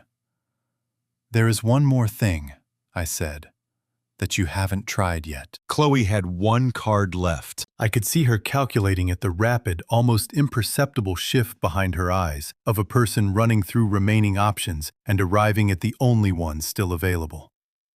She straightened in the chair. She wiped the single tear from her cheek with the back of her hand, a quick, angry gesture as though the tear had been a betrayal she was correcting. When she looked at me again, the rawness was still there, but something harder had come up behind it. The way a person squares their shoulders before stepping into something they know is going to hurt. "This apartment," she said, and her voice had steadied itself into something controlled and deliberate. "It's not yours, Dad. It was never transferred to you personally. The deed is held under Pendleton Logistics Solutions, my company, my subsidiary." She stood up from the chair, and for a moment she was every inch the executive she had spent a decade becoming. Composed and certain, speaking the language of corporate structure with the fluency of someone who had lived inside it. "You have no legal right to occupy these premises, which means everything you've done in this apartment in the last 4 days, every meeting, every arrangement, every person you invited through that door was done from a location you have no right to be in." Her chin lifted. "I want you to leave, Dad, right now. This is my property, and I am asking you to get out." The room held that for a moment. Behind me, I heard one of the Miami-Dade officers shift his weight. From the corridor outside, the sound of the building's ventilation system moving through the walls. I reached into the folder on the table and removed a single document. Not the photographs, not the manifest, not the transcript. This one I had saved for last because it was the one that ended the conversation. "You're right that it hasn't been transferred to me personally," I said. "It was never transferred to you either, because this penthouse is not a subsidiary asset of Pendleton Logistics Solutions." I set the document on the table between us and smoothed it flat with one hand. "It is an asset of the Pendleton Medical Equipment Corporation Employee Welfare Fund. It was purchased by the fund in March of 2020, before your subsidiary was incorporated. The fund was established under the corporate charter you are looking at right now, and it has been administered continuously since that date." I looked at her steadily. "Pendleton Logistics Solutions has no claim on this property. It never did." Chloe's eyes dropped to the document. I watched her read the first paragraph, then the second. Her face did not collapse. She was past the point where collapse was available, but something in it went very still, the way a person goes still when they have just run out of ground to stand on and have not yet decided what to do about it. My laptop on the side table chimed. I crossed to it and opened the video call that Victor had been waiting on the other end of for the past 40 minutes. "Victor," I said. Victor Salinas appeared on the screen, his jacket on his legal pad in front of him, his expression carrying the grave, careful composure of a man who had spent 20 years in rooms where significant things were decided and had learned to treat every one of them with the same steady attention. "Arthur," he said. "Chloe." He looked at her directly through the screen, and his voice was not unkind. "As of 9 o'clock last evening, the Board of Directors of Pendleton Medical Equipment Corporation voted unanimously to remove you from all executive positions within the company, effective immediately. The resolution was filed with the Florida Secretary of State this morning at 8:15 a.m. He set his pen down on the legal pad. You currently hold no title, no authority, and no access rights within Pendleton Medical or any of its subsidiaries, including Pendleton Logistics Solutions, whose operating license is contingent on corporate approval that was revoked as part of last night's resolution. A pause. I am sorry, Chloe. This is what the evidence required. Chloe stood absolutely still. Her hands hung at her sides. The document on the table between us might as well have been a wall. That means, I said quietly, because I did not need volume for what I was about to say, that you currently hold no position that grants you any rights in this building. The Penthouse belongs to the Employee Welfare Fund, which falls under the authority of the controlling shareholder. I held her gaze. I hold 51% of Pendleton Medical. I am the controlling shareholder. This is my home, Chloe. And right now, you are the trespasser. Something moved through her face. A wave of something starting behind her eyes and moving downward that I can only describe as the specific expression of a person watching the last wall come down. Not anger, not defiance. Something older and more final than either. Her lower lip pressed hard against her upper for a moment, trembling with the effort. And then she pressed both hands against her stomach as though she had been struck there, and her knees bent slightly under the weight of what the room had just become. Dad, she said. Just that. Just the word, stripped of everything else. No strategy, no leverage, no argument. Just the word that she had been calling me for 34 years, coming out of her now with the broken, unguarded sound of someone who had run out of everything else and arrived at the only true thing left. The bedroom door opened again. Agent Rosa Delgado stepped back into the room, her badge in one hand and a second, folded document in the other. Sutton had already been escorted to a federal transport vehicle by 2 additional agents who had been staged in the corridor since 6 that morning. Chloe Pendleton Marsh, Delgado said, and her voice carried the particular gravity of official language delivered by someone who understood its weight. I have a federal arrest warrant signed this morning by the Honorable Judge Patricia Andrews of the United States District Court for the Southern District of Florida. She unfolded the document and held it at the level where Chloe could see it. You are being placed under arrest for conspiracy to commit international smuggling in violation of 21 U.S.C. 331, federal tax evasion in violation of 26 U.S.C. 7201, and financial exploitation of an elderly person in violation of Florida Statute 825.102. She moved forward. Please turn around and place your hands behind your back. Chloe did not fight. She did not argue. She turned and her hands went behind her back, and the sound of the handcuffs closing was very small in the large, sun-filled room. One of the agents took her arm gently and began moving her toward the door. She walked. Her heels struck the hardwood floor in a rhythm that I found myself counting without meaning to. 1, 2, 3, 4, 5. And then she stopped at the threshold and turned her head and looked back at me across the length of the room. I looked at my daughter, 34 years old, hands behind her back, standing in the doorway of the home she had given me as a gift that was meant to be a trap, looking at the father she had tried to use and had instead forced into becoming the clearest version of himself he had been in years. Her mouth opened. Dad, she said. One word.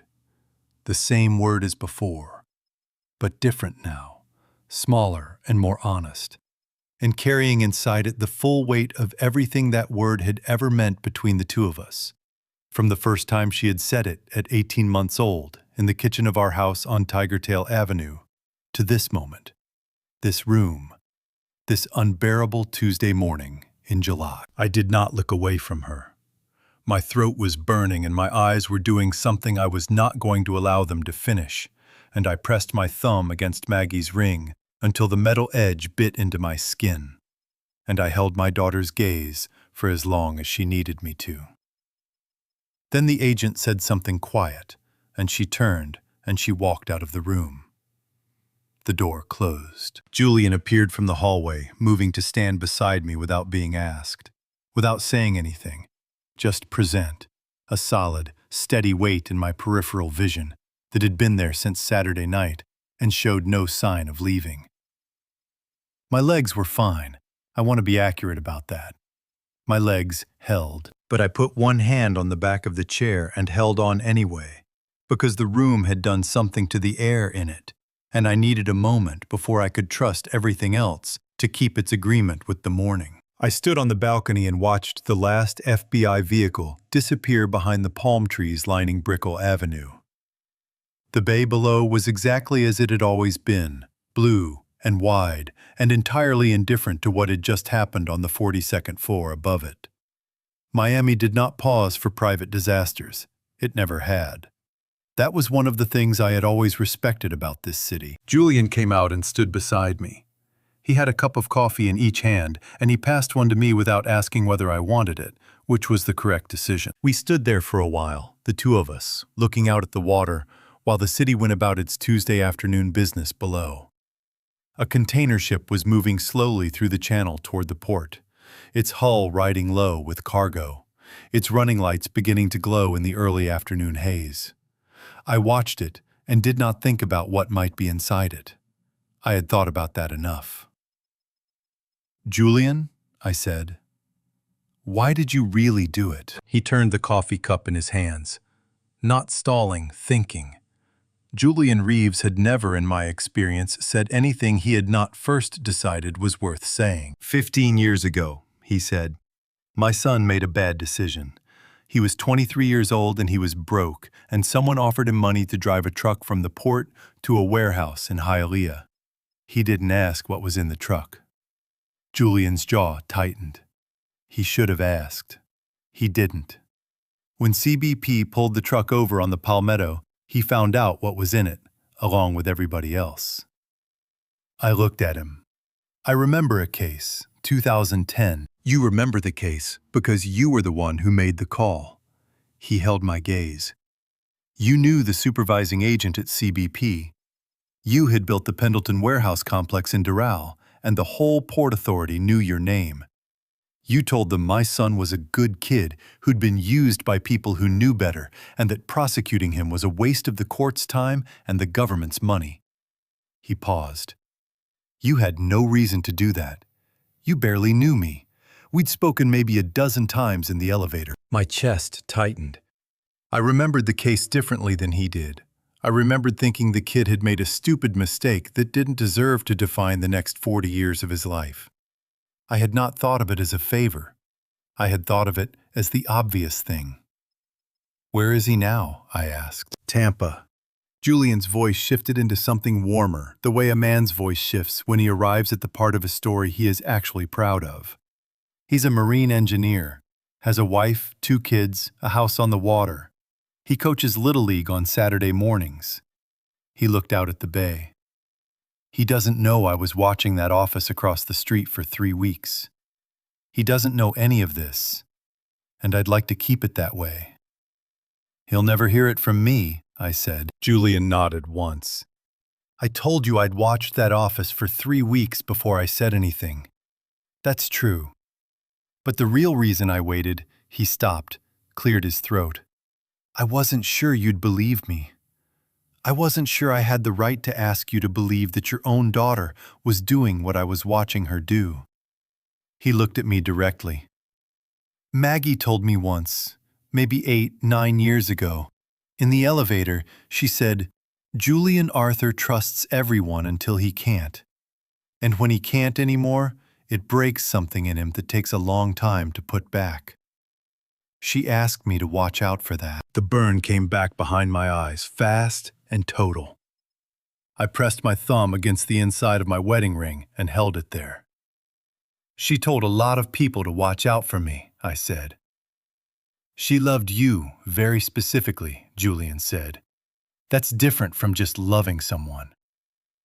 My phone buzzed. Victor.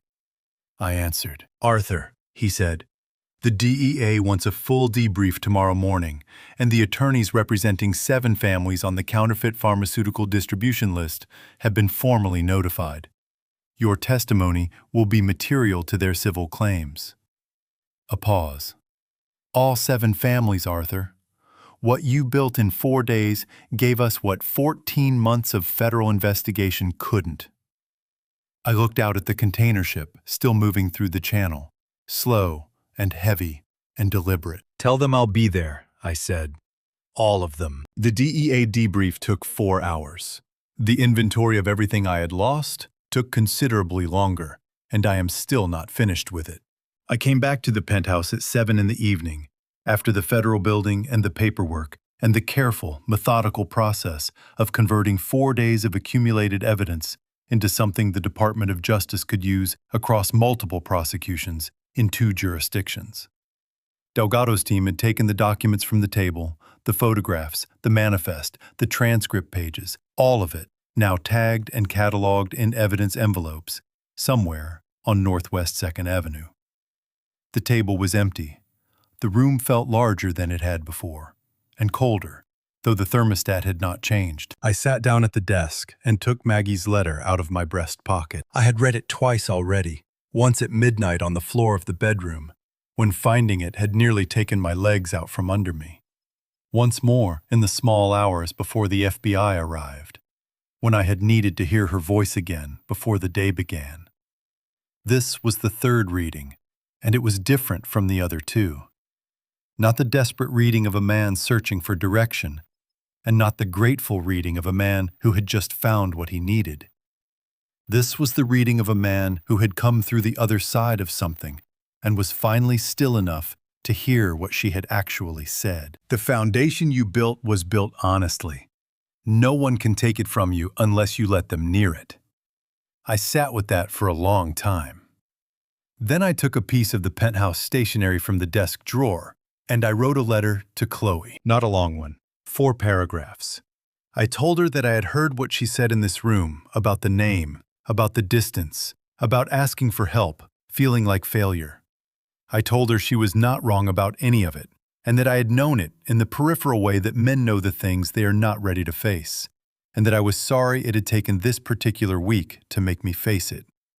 I told her that what she had done was not something I could undo or excuse, and that she would have to live with the consequences of it, and that I would have to live with my part in what made her desperate enough to do it.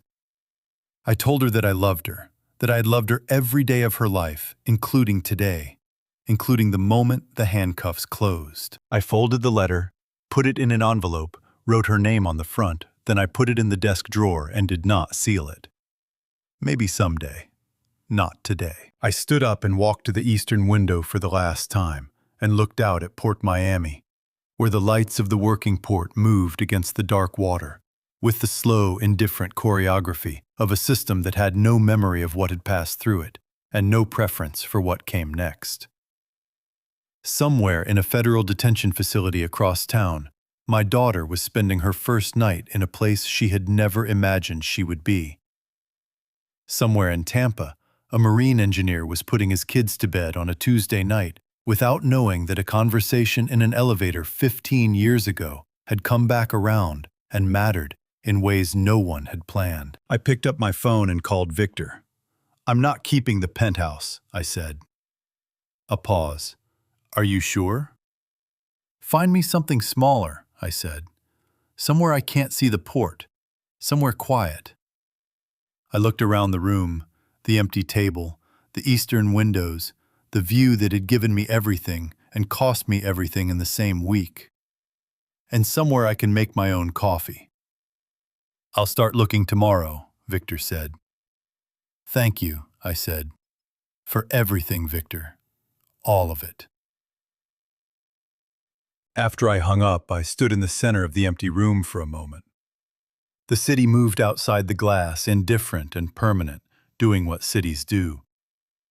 Then I picked up Maggie's letter, folded it carefully, and put it back in my breast pocket where it had been all day, pressed flat against my chest, right where I could feel it when I breathed. Justice in the American federal system moves at its own pace, which is to say slowly and with a great deal of paperwork.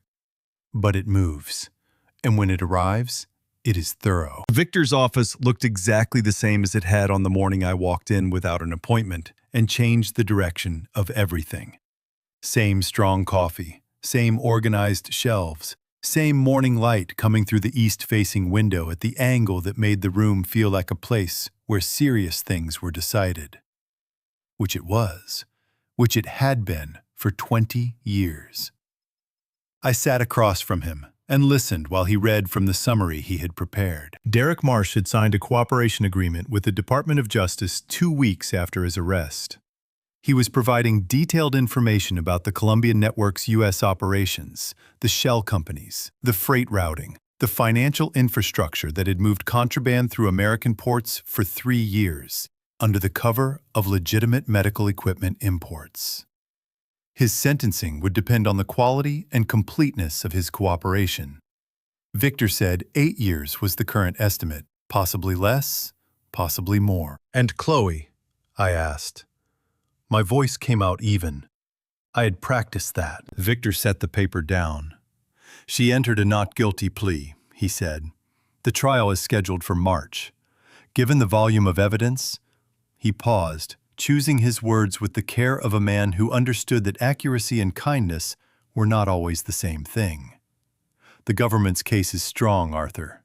The jury will have the transcripts, the financial records, the testimony from Derek's cooperation, and your own account. Her attorneys are good, but the evidence is what it is." He held my gaze.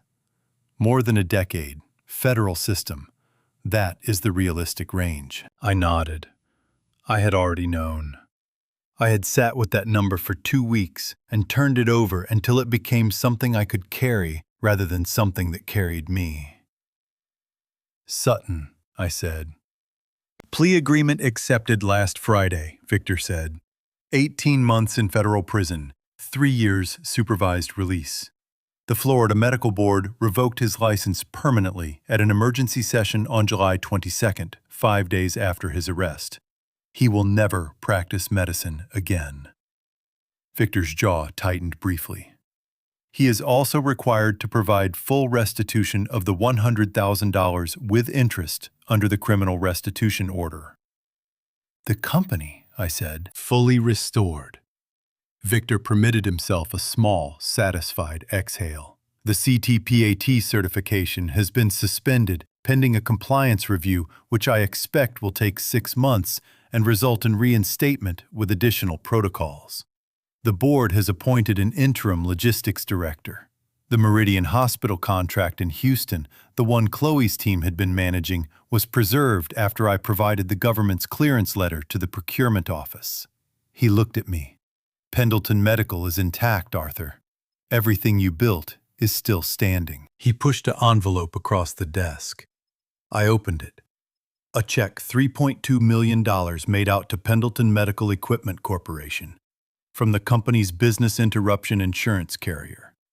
Reputational damage and operational losses during the investigation period. I looked at it for a long moment. Then I took the pen Victor was already holding out to me and signed the back of it. Not to a company account. I wrote in the memo line the names of 3 hospitals: Jackson Memorial, Mount Sinai Medical Center, Baptist Health South Florida, and below them the words Oncology Patient Support Fund. Victor looked at the check. He looked at me. "You're certain?" "Those machines were supposed to help people find cancer early enough to survive it," I said. "Someone used them to smuggle in counterfeit treatment drugs instead." I set the pen down. Maggie would have done the same thing. She would have done it faster and without telling anyone. Victor took the check without another word. He understood. He had known Maggie long enough to understand. I stood up and put on my jacket and shook Victor's hand across the desk. Not the handshake of a client and his attorney, but the handshake of 2 men who had been through something together and come out the other side of it still standing. On the sidewalk outside, I stood for a moment in the August heat of Brickell Avenue. A full month since the party, since the key in the wooden box, since Julian's hand on my wrist in the dark.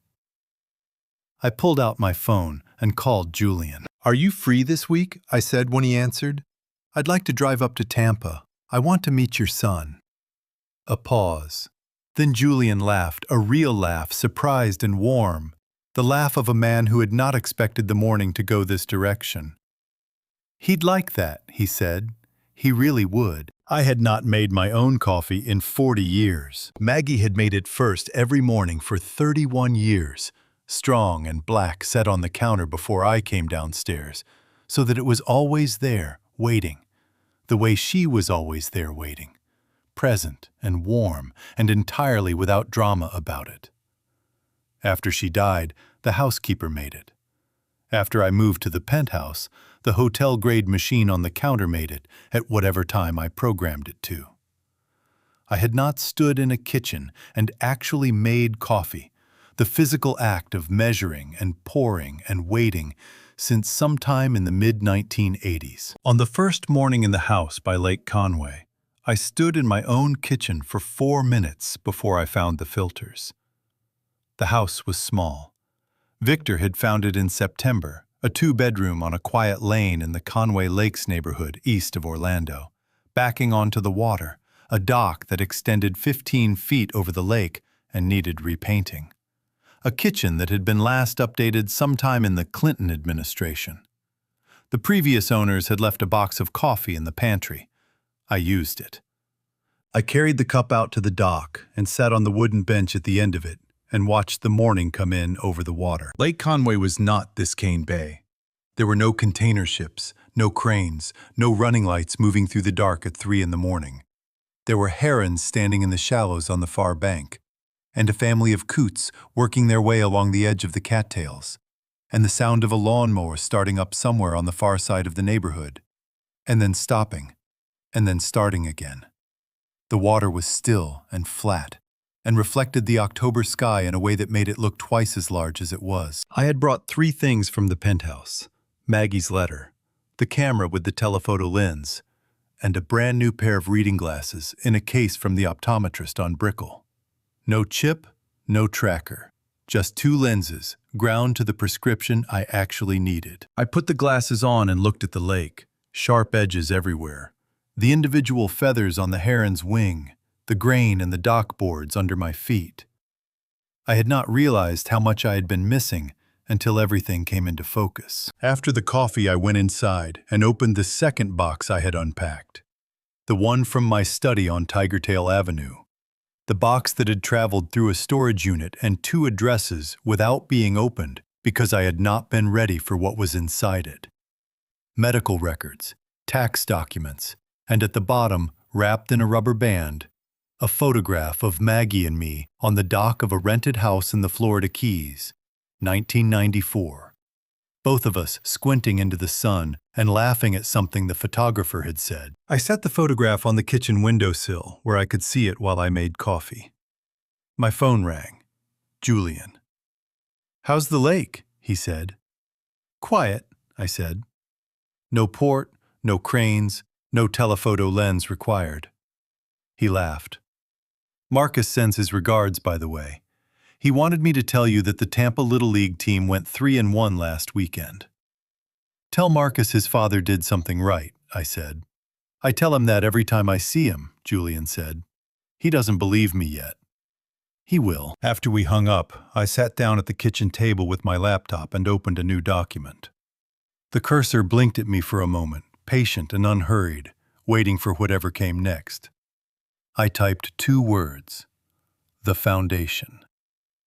Then I looked out the window at Maggie's photograph on the sill, and the October sky above the lake behind it, and the heron still standing in the shallows across the water.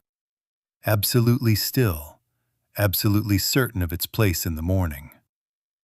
I started writing. I am Arthur Pendleton, and this has been my family story. I built a company from a leased warehouse and 35 years of not cutting corners. I raised a daughter I loved without always showing up in the ways that mattered. I married a woman who was smarter than me about people and generous enough not to make me feel it. and I lost her before I had finished learning everything she was trying to teach me. And in 1 week in July, in a penthouse I should have questioned the moment I received it, I came closer to losing everything I had built than I had ever been in 35 years of doing business in one of the most competitive cities in the world. Here is what I want you to take from this, if you take anything at all. Trust is not weakness. I want to be clear about that, because I spent the first week after everything happened wondering if the lesson was to trust less, to hold tighter, to keep more distance between myself and the people who said they loved me. That is the wrong lesson. Trust is not what failed me. Attention failed me. I trusted my daughter completely and watched her rarely. I trusted my doctor entirely and never questioned a word he said. I trusted that the people in my life were who they had always been, and I did not notice when they became something else. The gift of that terrible week was that it forced me to pay attention, to look clearly at the structure of what I had built, not just the company, but the family, the relationships, the assumptions I had been carrying for years without examining them. An architect who does not inspect his own foundation is not an architect. He is a man waiting for the collapse. Maggie knew. She had written it down and hidden it in a room she knew I would eventually enter because she understood that some truths cannot be told. They can only be found. I found it when I needed it. I will spend the rest of my life being grateful that she trusted me enough to leave it there. If someone in your life has been given too much access to too many things for too long without accountability, pay attention to that. Not with suspicion, with clarity. There is a difference, and it matters. If you have been the person who was too busy, who showed up for the company and missed the child who signed the checks and sent the emails, and told yourself that providing was the same as being present, it is not too late. I am 60 years old, and I am sitting by a lake in Orlando, learning how to make coffee and how to be still. And I am telling you, it is not too late. But do not wait for a week like mine to make you look. The foundation I built is still standing, not because I was stronger than what came at it, because I had people around me who had been quietly watching, quietly waiting, quietly ready. And when the moment came, they were there. Find those people, keep them close, tell them what they mean to you before you need them to save you, and take care of the people you love while you still can, while there is still time to show up in the ways that matter, while the letters don't need to be left in drawers. If this story reached something in you, leave a comment below. Tell me where you're watching from. Tell me if it reminded you of someone or something or a conversation you've been putting off. Those comments mean more than you know. And if you want to stay for whatever comes next, you know where the button is. Thank you for being here. It means something. I am Arthur Pendleton, and I want to be honest with you about what this week cost me. I won. The law worked, the evidence held, and everything I built is still standing. But winning in a courtroom does not fill the chair at the dinner table. It does not give back the years I spent at conferences instead of conversations. These are family stories revenge cannot fully heal, not even when justice is served exactly as it should be. God gave me 4 days, the right people, and a letter from a woman who loved me enough to prepare for the worst. I did not deserve that kind of grace. I am grateful for it every morning. I wake up by that lake in Orlando. My personal belief, no amount of money or success protects a family that stopped paying attention to each other. These family drama revenge stories happen in real homes to real people because someone got too busy and someone else got too desperate, and nobody said the hard thing out loud in time. Don't wait for a week like mine. Look clearly at the people closest to you, not with suspicion, but with the attention they deserve.